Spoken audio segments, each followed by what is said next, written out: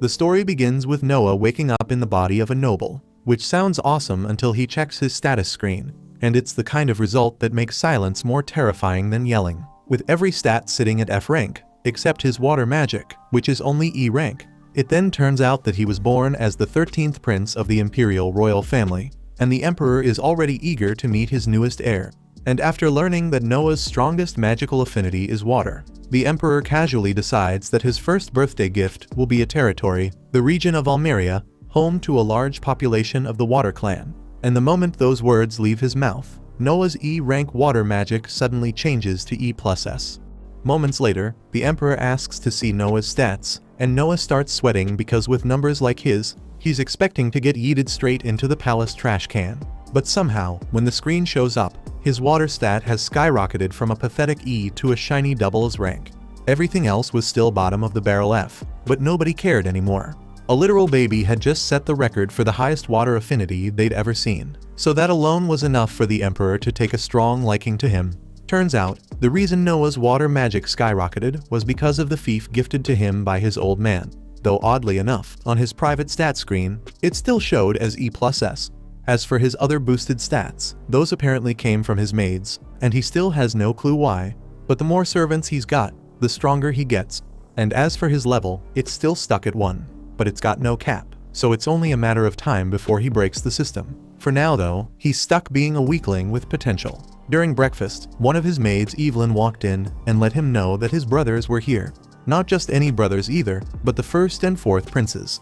Now in theory, sibling visits sound wholesome. But after 6 years in this world, Noah's already figured out these two are royal level assholes, so he knows he needs to tread carefully. He made his way to the lounge and met them with the usual formalities. Then, the first Prince Albert suddenly announced that he had brought Noah a present. His servant carried it in, and the moment Noah laid eyes on the sword, his blood ran cold. That damn thing was cursed, and he could literally see tortured souls swirling around it. And of course, Albert knows damn well this thing is haunted, but he plays it off like it's just a nice gesture. And Noah couldn't just reject a gift from the damn crown prince, so he had no choice but to accept it, fully aware that this was gonna come back to bite him hard. He grips the hilt and slowly raises it, while Albert casually explains that this is a water attribute magic sword, and over 120 knights have already died trying to wield it.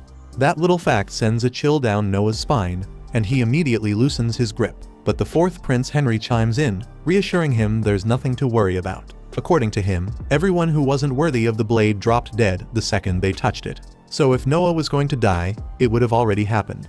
The only reason he's immune is probably because of his double S ranked water affinity. And sure, that's kind of comforting, knowing he's not going to die. But Noah's still pissed that Albert basically used him as a lab rat just to test the theory. He can't say that out loud though, so he just keeps his cool and waits for Albert to take his leave so he can finally relax.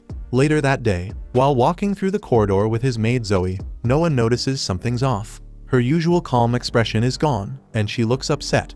He asks her what's wrong, but Zoe brushes it off, saying she's fine and doesn't want to trouble him with her problems. But Noah isn't buying it, and he firmly orders her to speak up, and she finally gives in. Zoe tells him she needs some time off to handle a family emergency. When he asks what kind, she explains that her hometown was hit by a flood, and her mother's farm got completely wiped out. So now her mom has no way to support herself. Zoe had been looking for ways to earn money quickly, and was told her only real option would be working in the red light district. That's what she planned to do during her time off. But Noah cuts that thought off immediately, because there's no way in hell he's letting that happen. He tells her he'll give her mother a job instead. And it just so happens he's been looking to hire a rear gate closer. And since Zoe's vouching for her, she'll earn 10 rian a month. Zoe blinks in disbelief and asks if he's being serious, because 10 rian is way above the usual pay, and she's never even heard of that job before. That's because Noah just made it up on the spot, and it doesn't matter because it's his cash, and he'll use it how he damn well pleases. He also tells her he's got a spare house sitting on the outskirts of town so they can stay there rent-free. Zoe's been loyal to him since day one, so there's no way he's letting her throw herself into a life like that over some stupid flood. But speaking of that disaster, there's still one more thing he needs to take care of. He calls his butler Dylan, and gives a direct order. Start buying up as much flood-damaged land as he can. Both Dylan and Zoe are stunned by what they just heard, but Noah calmly explains his reasoning. In times like this, vultures always come crawling, Scammers looking to take advantage of desperate people who have just lost everything. So he wants to secure the land before those crooks can sink their claws in. Dylan is left speechless, completely blown away that a 6-year-old could think so far ahead. Noah's way too sharp for his age. And while Dylan doesn't know it, Noah's past life taught him plenty about this kind of exploitation. Of course, he can't exactly say that, so he just moves on like it's nothing. Dylan's fully on board with helping him buy the land. But there's one huge problem, and it's the cost, and he estimates the whole thing's gonna run around 700,000 Rian. Zoe practically gasps at the number, and Noah gets it. That's more than just pocket change. For context, the average adult in the capital earns around 120 Rian a year, enough to support a family, own a house, and eat well. Noah's estate is definitely wealthier than the norm, but even then, he's only got around 500,000 Rian on hand, so that leaves him short by 200,000. With barely any options, Noah decides to sell the land gifted to him, the fief territory the emperor gave him when he was born. Dylan immediately shoots that idea down because that land came straight from the imperial family, so selling it without permission isn't just frowned upon, it's a crime. Noah knows the risk, and he knows the consequences, but he's still willing to go through with it. If his father wants to punish him, then so be it, he'll deal with it later. The following morning, while Noah and his staff are getting ready to head out to the disaster zone, an unexpected visitor drops by, the fourth Prince Henry. Unlike Albert, who's a walking migraine, Henry is actually decent. Once you spend some time around him, you realize he genuinely cares. He came to check on Noah and to give him a heads up about that cursed sword. Apparently, the damn thing has a will of its own, so even if Noah's immune to the curse, the blade won't behave unless it recognizes him as its master. That info sticks with Noah, and he appreciates Henry for not being a complete tool. And soon after, Noah sets out for the village of Dasso. When he arrives, it's worse than he imagined. Calling it flood damage is putting it lightly. The place looks like Poseidon and Kratos threw hands here and forgot to clean up, as entire sections of the village are shredded. And from just looking around, Noah can already tell most people probably lost all their official documents in the chaos. So he turns to Dylan and orders him to head straight to the local government office and gather as many record copies as possible to make the land purchases easier. While Dylan handles the paperwork, Noah decides to hit the streets himself to see firsthand how the survivors are doing. Zoe tries to stop him, reminding him that reconnaissance work isn't exactly a prince's job. But Noah doesn't care and tells her straight up that he's going, whether she likes it or not. She can either tag along or sit tight in the carriage till he gets back. Left with no choice, Zoe reluctantly follows, and as they survey the village, the situation turns out to be every bit as grim as it looked. The entire crop yield is gone, completely wiped out, which means no food, no income, and zero chance of making it through the year without help. Then a bell rings out through the village, and all the townsfolk start gathering around what used to be the town square. Zoe figures it must be time for food distribution, as the Empire usually sends relief funds to disaster-hit areas like this. Noah's glad to see that at least some parts of the system are working the way they're supposed to, so he makes his way over to join the crowd for a meal. But the second he takes a bite, all that goodwill evaporates. The food is so bad, he's convinced even Indian street food would taste gourmet compared to this disaster. The broth is a watery, bitter mess, and he's pretty sure the veggies in it are half rotten. One of the villagers overhears Noah's grumbling and, not knowing who he is, assumes he's just another victim of the flood.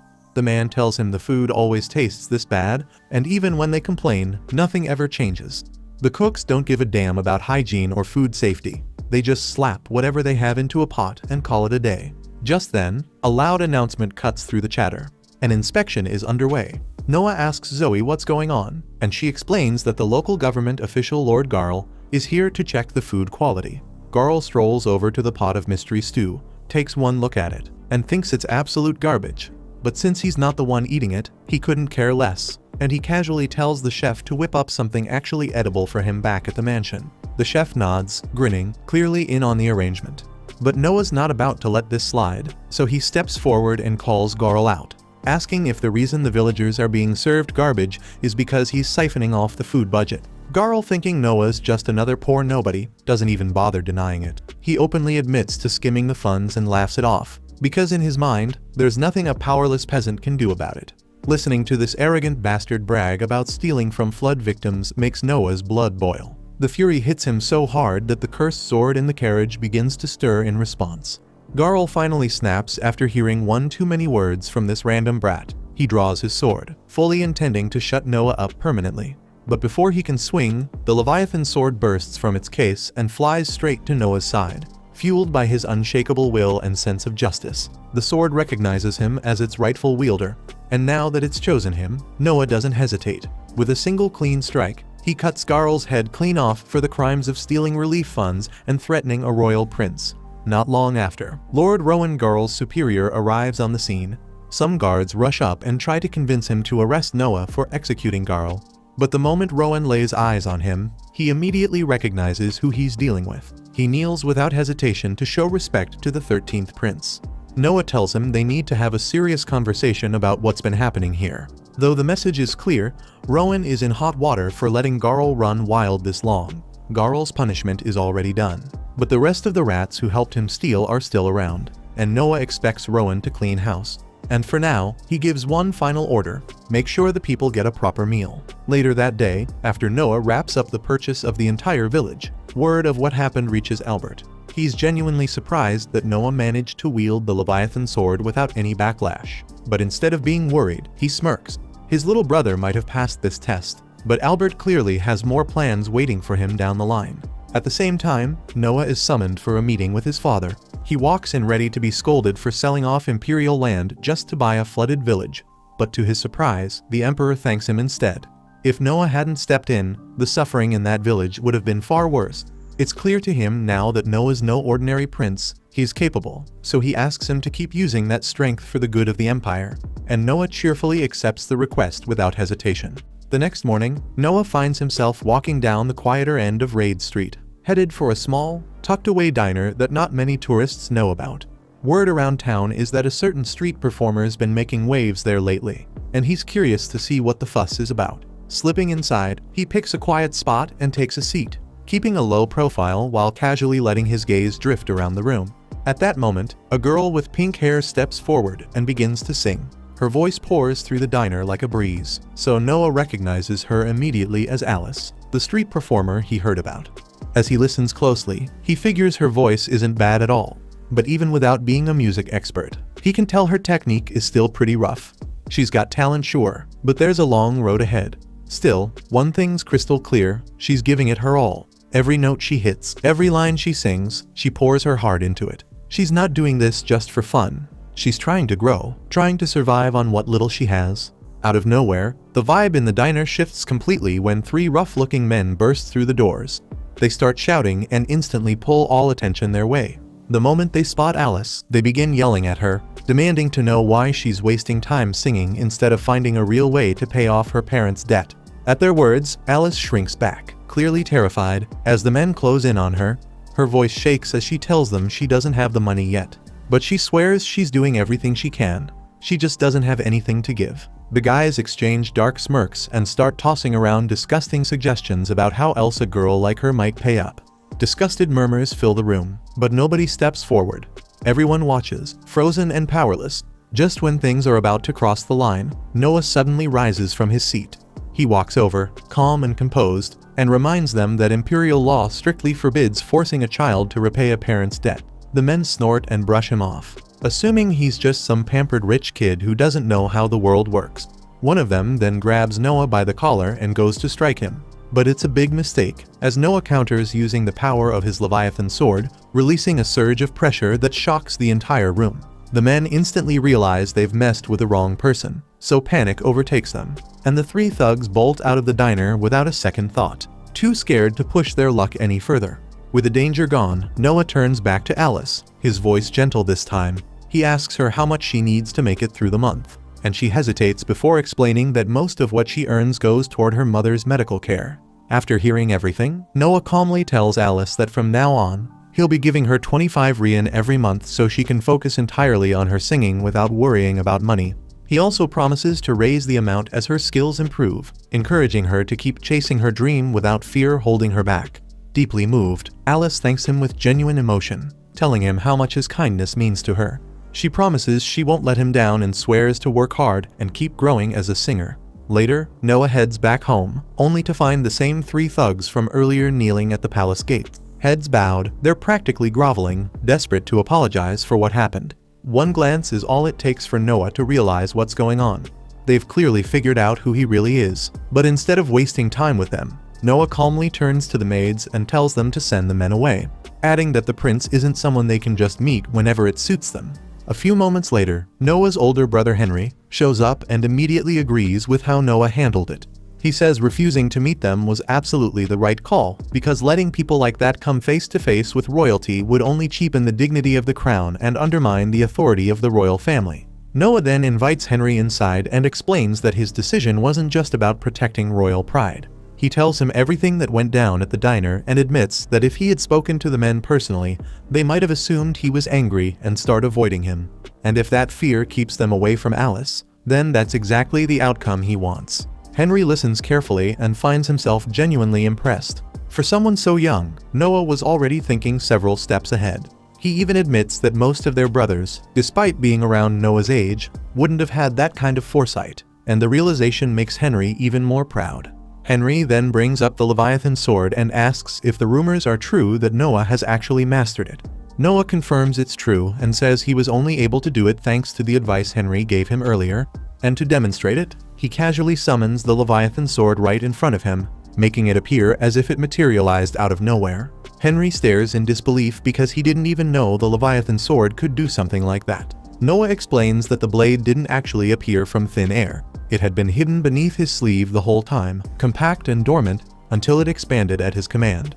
The sword itself had a will, and it was the one that taught him how to use the ability. Henry admits he had no idea that was even possible and praises Noah for discovering it on his own. Afterward, outside the palace walls, the same three men from earlier are still lingering around, clearly waiting for another chance to confront Noah. The moment one of them spots him approaching, he suddenly lunges forward to attack. But Noah doesn't even flinch, and with a calm expression, he releases just a sliver of the Leviathan sword's power. The shift in pressure is instant, and the man recoils in pure terror and immediately starts begging for forgiveness.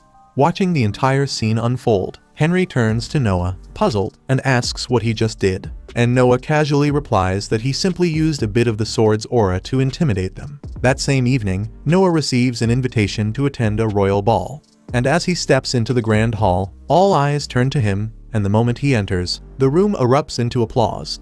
Standing beside him, a nobleman named Radok notices the object strapped to Noah's waist and points it out. Noah confirms it's exactly what it looks like, the Leviathan sword, personally gifted to him by the Crown Prince. The moment those words leave his mouth, the entire hall falls into stunned silence, followed by a collective gasp. Everyone there recognizes the Leviathan as one of the kingdom's greatest relics, a weapon so powerful that even seasoned warriors fear it due to how uncontrollable it's rumored to be. One skeptical guest speaks up, suggesting the sword must be a fake, maybe just a ceremonial replica. Without saying a word, Noah releases a faint ripple of its power into the air. The effect is immediate, and a heavy pressure crashes down on the room, forcing several guests to shrink back in fear. The moment Noah pulls the energy back in, the room falls into a stunned silence once again, and no one questions it after that. It's clear the weapon is real, and even more shocking, Noah has complete control over it. For the rest of the night, nobles begin lining up one after another, each hoping to make a good impression. They greet him with careful words and respectful gestures, each one calling it an honor just to stand in his presence. Noah listens to every introduction with composed grace, replying politely to each guest. Eventually, the next pair in line steps forward, Byron Allen, head of the powerful Allen Company, and his daughter, Cindy. Noah studies them closely as they approach, and after watching for just a moment, he picks up on something unusual. He realizes right away that Cindy isn't Byron's biological daughter. She's adopted. More than that, it becomes obvious to him that Cindy was once a slave. The clue lies in her eyes, that careful, guarded look, always scanning the room, quietly bracing herself. It's a look Noah knows well, the look of someone who's lived in chains and never stopped watching their backs. Byron is left speechless that Noah managed to figure all that out just by looking at her. Stunned, he drops to one knee and admits everything. He explains that Cindy was originally a slave he purchased, but after seeing how sharp and quick-witted she was, he made the choice to adopt her as his daughter. Hearing that puts a genuine smile on Noah's face. He always enjoyed stories where someone's life took a turn for the better. Moved, Noah invites both Byron and Cindy to visit his estate sometime soon, saying he'd love to hear more about Cindy's past in detail. Byron bows respectfully and agrees, saying it would be his honor. After exchanging farewells, the two politely excuse themselves from the party. The following day, Noah's strolling casually through town when he unexpectedly bumps into his brother Oscar, who also happens to be the kingdom's 8th prince. After a bit of light conversation, Oscar suggests they go on a treasure hunt together, saying he's got nothing else planned for the day. Noah agrees, and the two set off toward a place called Cobalt Street. Though Noah's never been there before, he's heard plenty about it. Supposedly, it's packed with rare antiques from all over the empire. Oscar, however, points out that the place is just as infamous for being swarmed with fakes. Spotting a genuine item among the junk is seen as a basic test of skill for any proper noble. They end up spending hours browsing through shops and stands, but nothing really stands out. Eventually, Oscar sighs and suggests they give up and head home. Just then, Noah's eyes land on an old book tucked away in a dusty corner. Something about it pulls him in, so he decides to buy it. Oscar leans in for a closer look and suddenly freezes. His eyes widen as he realizes what Noah's holding, the grimoire of Andrea, the legendary mage. Oscar is convinced it's authentic, and if so, depending on the contents, the book could easily be worth 1,000 rian. He stares at Noah in disbelief and asks how he knew the book was the real deal.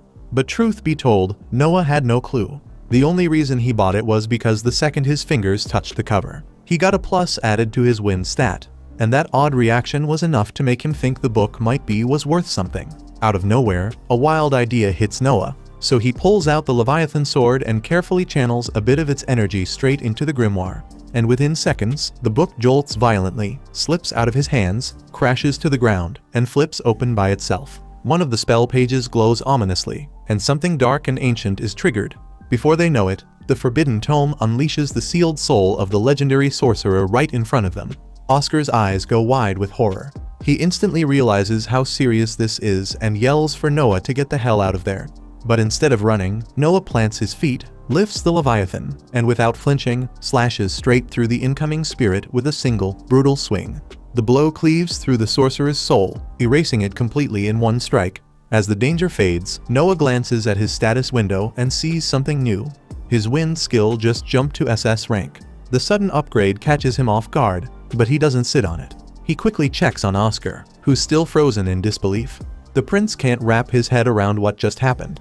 One moment they were standing in front of a book, and the next, Noah had wiped out a legendary soul like it was nothing. He keeps asking himself how Noah managed to grow this powerful so fast, and how he knew exactly what to do. Before the dust even settles, a man steps forward and kneels respectfully before them. He introduces himself as Alan, the owner of a nearby antique shop. After witnessing what Noah just pulled off, Alan says he feels it's only right to show him something he's been holding onto for years, something he believes might actually be a real treasure, and he politely asks them to come with him. Once inside the shop, Alan pulls out an odd-looking ring and sets it down carefully. He explains that this ring is said to only reveal its true nature when its destined owner shows up.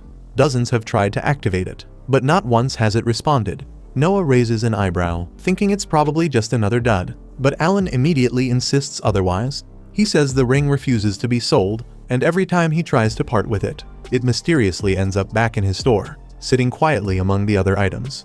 Intrigued, Noah slips the ring onto his finger, and the moment he does, a voice he's never heard before echoes inside his mind. It tells him the ring is a triple S rank rarity, and that it now recognizes him as its rightful master. As soon as the words fade, the ring bursts into a radiant glow and begins shifting.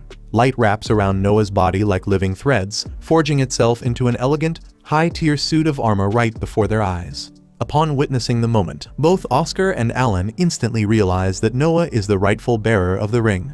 Noah turns to Alan, stating that he'll be taking it and will have the money delivered later.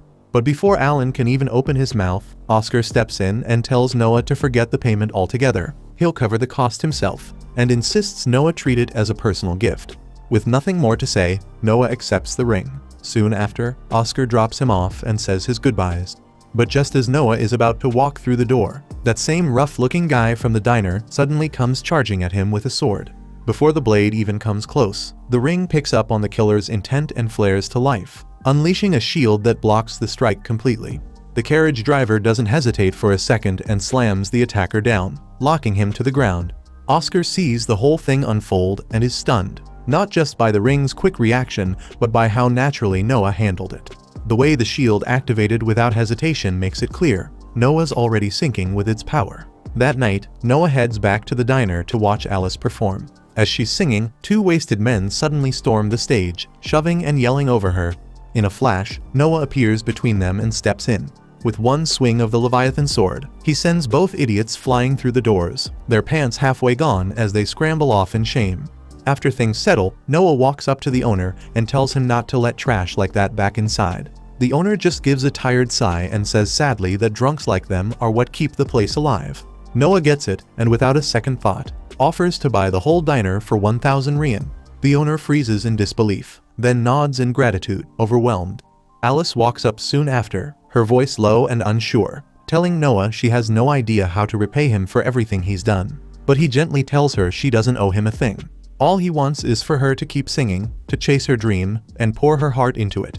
Her eyes well up, and with a warm, heartfelt smile, she nods. Noah then heads back to his seat and spends the rest of the night in peace, soaking in the soft glow of her voice as it fills the room. As the day starts, Noah suddenly gets word that dead Marley, the general in charge of Hulljoy, has shown up for a visit. Hulljoy is one of the most promising territories under Noah's rule, so he doesn't waste a second and tells the maids to bring him in. Marley steps into the meeting room and offers a formal greeting, but Noah brushes off the formality right away and tells him to relax and take a seat. The two of them first met about a year and a half ago, right after Marley was appointed as Hulljoy's general. With that in mind, Noah cuts to the chase and asks how things are going. He clearly remembers that Marley had been given an imperial order to manage flood control in the region. But just one look at the man's expression is enough to tell Noah that things are not going well at all. Hulljoy is a rich agricultural zone that runs alongside a curving river, great for crops, but a total pain when it floods, which it does from time to time. That's exactly why the Emperor ordered financial support for disaster prevention. But Marley admits he hasn't been able to get anything off the ground, and the biggest roadblock is the finance minister, who keeps coming up with lame excuses to delay releasing the funds. The second Noah hears that, his mood darkens. It reeks of corruption and mishandling of public funds, and he's not about to let that slide.